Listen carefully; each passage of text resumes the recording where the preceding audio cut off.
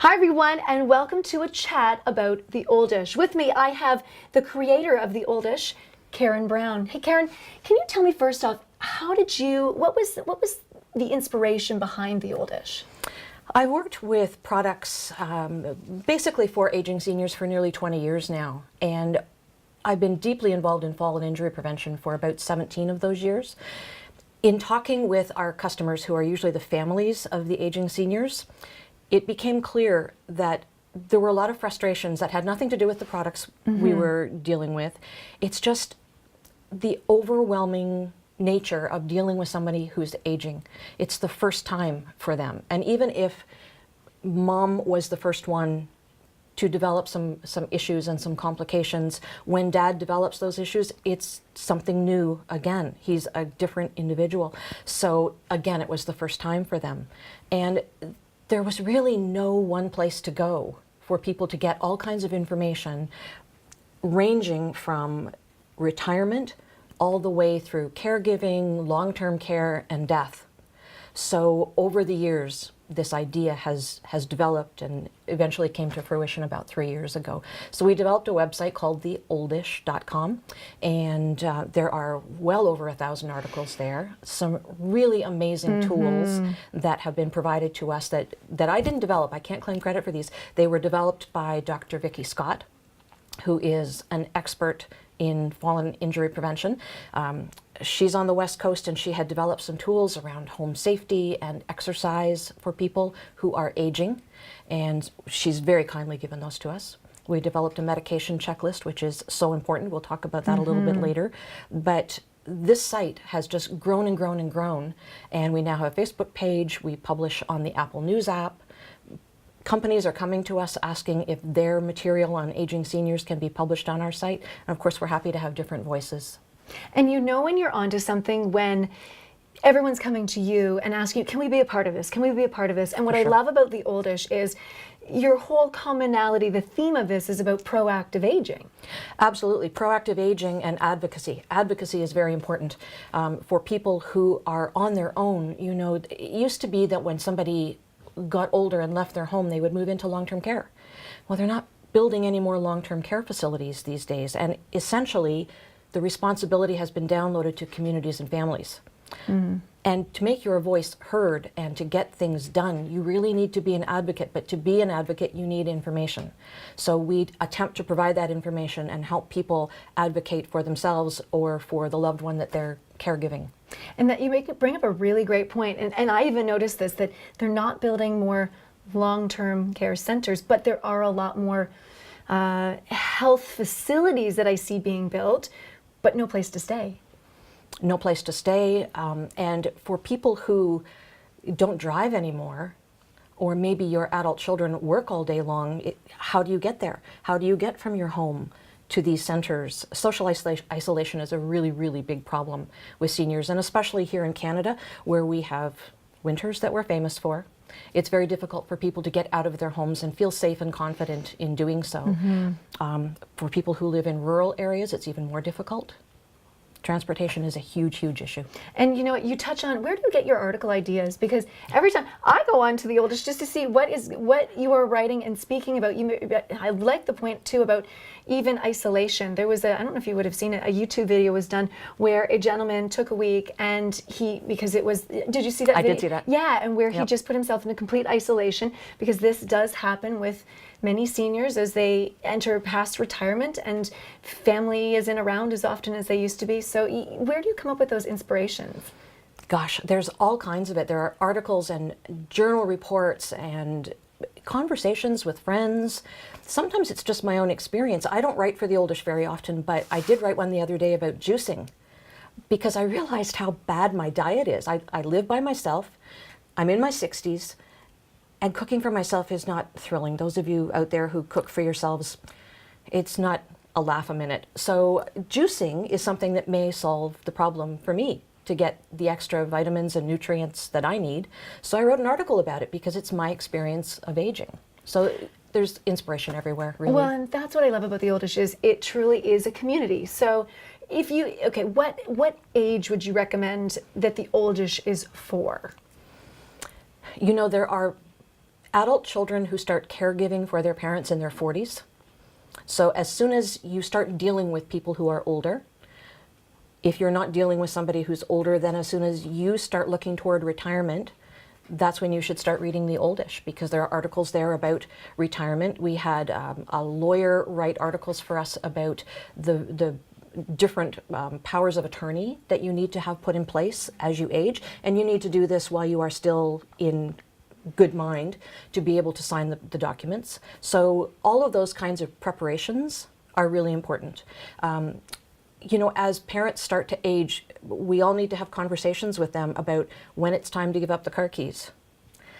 What do you want done with all the contents of your home? And these are not easy discussions. They're very, very difficult. So we try to provide a bit of guidance, give you some tools to help people to talk to, links to other articles, all of that kind of stuff. So when should you start? As soon as you start feeling older or looking after somebody who is getting older. And as you said, advocacy, so important. It's Yes. like the first step, really. It is the very first step, is to prepare yourself to be an advocate for yourself or for your aging loved one, because your voice needs to be heard. The population of people who are aging is increasing every single day. And it's not going backwards. It's not we're, going, we're it's not getting going older. backwards. We're getting, yeah. We may all think we're 30, but we're not. Yeah. And no, it's not going backward. You're right. So you need to be prepared to advocate and, you know, work that muscle so that your voice is heard, and, you know, the squeaky wheel, it gets the grease, and you need to be the person who provides that grease for yourself or for someone else. Well, and we look at this, our society, we have more boomers, more aging population. Anywhere I'm reading about, you hear about the gray tsunami, and like we're not prepared for this. And No. this is one of the reasons why I also, again, I love the Oldish, because I don't think there is enough material out there, and you are one of the very few locations that you can go and you can get tangible, hands-on tools, tactical tools that are so useful and so helpful, whether you are the caregiver or you are aging in place and aging at home, you know? That's So, right. okay, let's talk a little bit about polypharmacy. Polypharmacy. So the older definition of polypharmacy was that you are in a state of polypharmacy if you take 4 or more medications per day. The newer definition of it is that if you take more medications than are clinically indicated, you are in a state of polypharmacy. So there's a slight difference there. I mean, you could clinically need 6 medications to deal with your health issues, and that would be okay in accordance with the new terminology. But what people don't understand is that medications also mean the vitamins you may take in the morning, that stomach antacid that you may need to take, herbal teas that you may drink, anything okay. you put in your mouth that is a medication. If you have a cold medication, all of this stuff interacts with your prescribed medications that your doctor may give you, and it can cause some really bad reactions. Falls is a really big problem, and usually it leads back to polypharmacy. Really? Yeah. Yeah, I mean, it can be okay. in the house It- too. And yeah, things you trip yeah, over, you can yeah. trip over the dog and a cat. But medications I and never their interactions, Sure, huge lightheadedness, cause dizziness, all huge of the cause different of things. falls. Absolutely. And that's been an area of your specialty your entire career, practically, right? With I'm really interested in Yeah. falls and injury prevention. Yeah, I've got a deep interest in that. And so we developed a medication checklist, which is available on the Oldish. And that was developed in consultation with an ER doctor who said, I wish every one of my patients came into the ER with this list. Wow. So because it's online, you need a membership to the Oldish, which is free, but we need to put you behind a firewall because it's personal information. Okay, so that makes sense. So it's free, and you're not going to sell their information anywhere. No. You're not doing any of that. But as Karen said, it's personal information. So that Yeah. makes a lot of sense. So in a quiet time, you get out all your medications that have been prescribed, and you write down the name of it, how much you take, how often you take it, your doctor's name, your allergies, the over-the-counter medications and remedies that you take on a fairly regular basis, and it lives on our website. We can't see it, don't worry. We can't see it, but you can print it out. You can email it to your doctor. You should actually print out 2 copies of it. Amazing, yeah. One to take to every doctor's visit and review your medications with your doctor every single time. And if a new one is added, you need to understand how that is going to impact the ones that you're already taking. The other copy you should tape onto your medicine cabinet door. The reason for this came from my ER doctor who helped on this. I had no idea. When EMS comes to your house, After they get you stabilized, the first thing they do is get a garbage bag and empty out your medications into From your the bag cabinet. and take it to the ER because they don't know what you're taking. This medication checklist is there. They will know what you're taking, how often you're taking it, who your next of kin is, who your doctor is, who your pharmacist is. They will know it all. So it is an incredibly valuable tool. It's free. It's free. You should Could get you it. imagine, like, not only the time saver, but when it's a matter of life and death, and you've got it right there in front of you, and you know, and it's so simple to do. And you is said so it lives online. Would you recommend taking it to? I guess your doctor would already have this. You wouldn't need to take it to your pharmacist too, because you're picking. Absolutely. I guess you would take it to You the would. pharmacist. Yeah, you take it. Sure. Yeah, because It's you're like- picking it's- up something that might have come from somewhere else, and Right. then they'll at least know because they're the ones doing the mixing for you. And yeah. And again, it goes back to the point of advocacy. This is your second check to make sure everything's okay. And it's not to fault the doctors. The number of articles and journal pieces that come out every single day, the doctors cannot possibly stay on top of all of it. So it's like a double check. You check with your doctor, you check with your pharmacist, and then you know that this medication is not only going to do the job it's intended to do, but it's going to be safe. Well, and again, let's face it, like if you have a doctor for this and you've gone to a specialist for this, and not everyone is speaking to everyone. And like you said, I mean, we wish everyone could, but there's only 24 hours in a day. But that is an amazing tip to put that in your medicine cabinet and print that out. And how easy is that? So if you, for yourself, or if you're looking after and caring for a loved one, number one thing I would take away today for Number that. one thing, and you can do multiple lists. You can do one for your mom, one for your dad, one for your aunt, one for yourself. You can do multiple lists. You just call them a different name, and they save that way. Oh, fantastic. Yeah. Okay. Yeah. So we're talking polypharmacy. Polypharmacy. Yes. Drugs. Okay. Yes, which in this day and age is very important because mixing this and that with everything, yeah, super, super important. The other thing I want to talk about, and I'm really passionate about this because I love construction and building, is about aging in place. Right. Yeah, and you have some really fascinating articles on right now. What was I reading? I was home design with seniors in mind. I was reading this article yesterday, and I thought, I love it because it's things that you don't necessarily think about in your 30s, and then you start thinking about them in your 40s, and then, you really start thinking about them as you start to get older, 50s, 60s, but some of them seem common sense, but then why didn't I think of that? I know. Right? I know. Yeah. It's really important as we age to make sure that if we want to stay in our home where we've, had our marriage or our partnerships and raised our children, many people want to stay there, but it has to be safe for you. Yes. Yeah. So many people, for instance, live in two-story houses, and if you can't manage stairs anymore, we need to understand if you're able to revamp the house so that you can live on one floor. We need to make sure the doors are wide enough for a wheelchair, that there are no throw rugs. There are just so many components to keeping people safe so that they can successfully age in place. And when forgetfulness becomes an issue, there are other tools that are necessary for that, so that people who may lose sense of time, who may forget to take their medications, who may forget to take a bath, who may forget to eat or leave the pot boiling on the stove. There are new technologies and new devices, new apps, new thoughts coming out every single day to keep people safer. It's not happening nearly fast enough, but it's happening. And again, advocacy. You've got to advocate for yourself and understand that you are getting older, and that even though you may think in your mind you're 30, I do, that you're not. And you've got to just watch all of these things and put them in place yourself. Because as soon as something happens, it may be that catastrophic thing that you wish would never happen, and you may never get to go back to your own home again. I know that happened with my grandmother. She was sleeping on the couch, somebody rang the doorbell, her leg was asleep. She got up to go and answer the door, her leg was asleep, it gave out under her, massive fractures, and when she went to the hospital, she never went home to this place where she had lived since the day she was married. That's which changes you, horrible. which completely changes you as a person, right? Completely changes you. So, if you're not able to revamp your house, then you have to look for some other place to live that will meet your needs. And there are a lot of really interesting designs coming out now. Everything from tiny houses in the back of your children's property to groups of tiny houses. This was a really interesting one that a friend of mine in California mentioned. Tiny houses that are built, 4 of them back to back, with all of the I've seen this. Have you? All of the services in the middle, and actually the houses are constructed of peat that's made from cannabis plants. some kind of concrete that's made from that. Really, really interesting. So it's not only economical, but it's green, and it's a great place for people to live. All the services are in the center. The houses all face out for privacy, but they're tiny.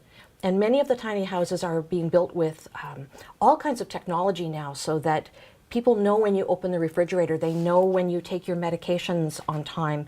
If there's a slip or a fall, they know when that happens because this technology tells them. So, you know, concepts are moving toward these ideal living situations. It's just really getting municipal and county bylaws to catch up, to allow them, and then for people to buy into them. I think you have so many interesting tools on the Oldish, and this fascinates me to no end about aging in place, because there's so many things that I had never thought of until I started actually thinking about it. Seeing my parents are currently building a house as well, and that's what it's all about. It's about aging in place and making sure all of those steps have been taken. Now, I think you're going to have your own tech show. Maybe. The Oldish should have its own tech show with all the new technology coming out and all of these new tools that you said. You know, there are so many neat things that on your phones and programs and courses that you can. Oh my gosh! So I think the Oldish is going to have its own like tech show. We can do this together. Exactly. We should do like a tech talk next time. Yeah. Oh my goodness. Yeah. So what are some of your favorites that you've seen that I'm not saying you necessarily, but maybe you've implemented or are thinking about implementing? Well, I think just going back to the Oldish for a second, Dr. Scott has provided us with a great tool that is a favorite of mine, and it's a home safety checklist. It was on paper, but with her permission, my web team was able to make it digital. So on your smartphone, you can go through room by room. Oh, you can carry it with you, perfect. And answer the questions. It's yes or no. That's all it is. Okay, yes or good. no. No trick questions. No trick questions. It's either yes or no. no. And then you submit it, and it tells you how to turn the no's into yeses. Oh, so that's a really okay. great tool, and it goes room by room and outside of the house as well. For those of you who don't like the techie piece and like more of a visual piece, there are videos that do the same thing. There's an occupational therapist who walks people through different rooms of a house and the outdoors as well, and talks about the things that you need to do to make it safe. So, you know, it's all about keeping that home safe. For people to live in and age in place successfully, because the option is not really something that most people want. Most people do want to age in place in their own home. Well, and it's probably it's even cost effective when you think about it, obviously, because you probably got your mortgage paid off. And this is where you grew up and where you spent your time, and at the end of the day, it's where all your memories were made. So to remove yourself from that I've been there myself with family members. You know, it's not an easy task. It's really not fun. There's an article that I have a writer who's really good. She pumps out 6 articles a week, and she found this really neat program, which I'm so impressed by, and I've sent it on to one of the fire captains in my town, actually. And it's a program that is being experimented with in the U.S. for people who are aging in place, but who may need assistance, EMS assistance. And if somebody's on the ground, because they've fallen or because they've passed out, how does EMS get in the house without breaking down a door? Well, they don't. So they've come up with this plan where they have a key in a lockbox, much like what real estate uses. Yes, yeah. And they attach that around the side of the house so that it's not obvious that there's a senior who may need help, maybe to where the gas meter is red, for instance. And only EMS has access to that key. So it's not a code that they would give to the homeowner or their adult child or their neighbor. It's only EMS. So that if EMS needs to go to the house and they've got one of these lock boxes, they retrieve the key, they open the door, nothing is destroyed. They do what they have to do. You don't need a new lock, a new door, a new this, a new that, and everything. That's when right. you come home and all the headaches that will emerge from that. And once it's been used once, they put a new key or a new code in the lockbox. So it's safe. I just think that is an absolutely brilliant, low-tech design that makes use of a technology that we've been using for decades for real estate agents. And now we can use it to keep people safe in their own homes. Brilliant. I love it. Yeah. I love it. I love it as much as I love the Oldish. Is there anything else that you wanted to add about the Oldish? We mentioned that ideally you should have a membership for it. It's you know, but you can read 3 articles. You can read 3 articles before the site will prompt you to get a membership. The membership, as I say, is free, but it's because of things like the medicine checklist and the home safety checklist, where you're writing your name and your personal information. You don't need other people seeing that. But once you've got a membership, you can also start building libraries of stories that are of interest to you. You know, you might be on your way somewhere and see a story pop up in your feed and think, oh, I want to read that later. So you can add it to your library to read later. Brilliant. Or Okay. maybe it's a situation that you're dealing with right now with some aging seniors that you look after. You can add that to your library so that it's there for handy reference or to email on to somebody else. Beautiful. Yeah. Okay, so the things we've covered today, Karen, we've been talking about advocacy, polypharmacy, aging in place. Bottom line is the Oldish is all about proactive aging. That's right. Yeah, and That's right. It just continues to grow and blossom. So many people have been giving you rave reviews, and every day I think you have more and more people coming to you asking to be a part of the Oldish. Yes. Yes. So if someone's looking and wants to not only visit your site, but maybe has material or something that says, oh, I would like to contribute, how can they do that? There's a contact form on the website, actually, that you can email us at. There's also a place for advertisers who may want to advertise, but I'll caution you, we don't take anyone. We only will take advertisers who produce products or services that we think have integrity and we want to show to our readers. So yeah, just the contact form on the Oldish is the great place. So it's like the Oldish's pick, top picks. Right, Yeah. right. And we have a retail partner as well called Brown Healthcare. And every time we review a product on the Oldish positively, we put an Oldish approved sticker on that On the product. product. Right, in the site so that you'll know. I love it. Thank Yeah. you, Karen. This has been such a pleasure. And if you haven't been to the site, visit it, theoldish.com. You'll be so glad that you did.